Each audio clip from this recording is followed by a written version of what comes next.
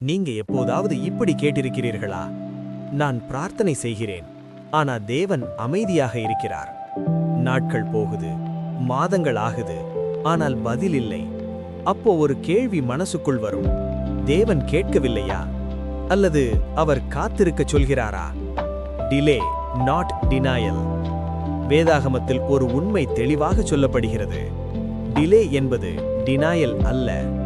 ஹபக்கூக் 2:3 சொல்கிறது, குறித்த காலத்துக்கு அந்த தரிசனம் நிச்சயமாக நிறைவேறும். அது தாமதித்தாலும் காத்திரு. இதன் அர்த்தம் என்ன? தேவன் இல்லை என்று சொல்லவில்லை, அவர் இன்னும் இல்லை என்று சொல்கிறார். Delay equals discipline.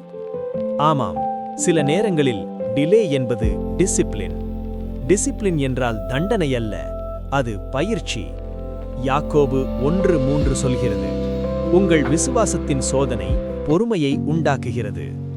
தேவன் சூழ்நிலையை மாற்றுவதற்கு முன் உங்களை உருவாக்குகிறார். Bible example. ஏப்ரஹாம். தேவன் ஆபிராகமுக்கு ஒரு வாக்குத்தத்தம் கொடுத்தார், உனக்கு ஒரு குமாரன் பிறப்பான். ஆனால் அந்த வாக்குத்தத்தம் உடனே நிறைவேறவில்லை.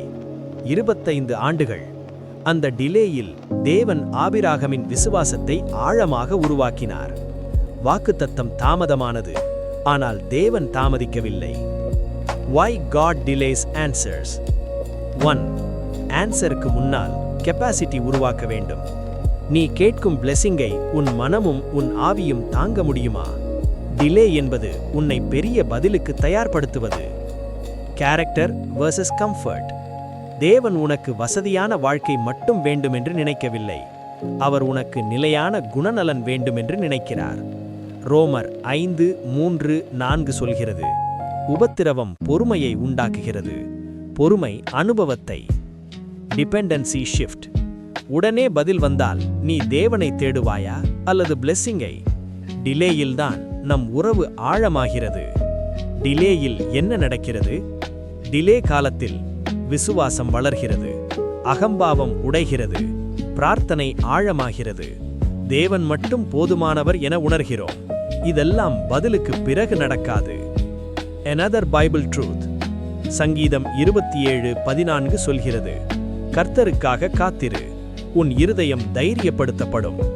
காத்திருத்தல் பலவீனமல்ல, அது விசுவாசத்தின் உயர்ந்த நிலை. Final truth. தேவன் உங்களை மறந்துவிடவில்லை, அவர் உங்களை உருவாக்குகிறார். நீங்க கேட்டது வரப்போகிறது, ஆனால் நீ உடைந்து போகாமல் அதை தாங்கும்படி தேவன் உன்னை உருவாக்குகிறார்.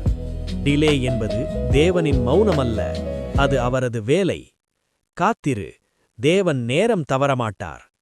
If you want the real history of Christianity and the Bible, subscribe.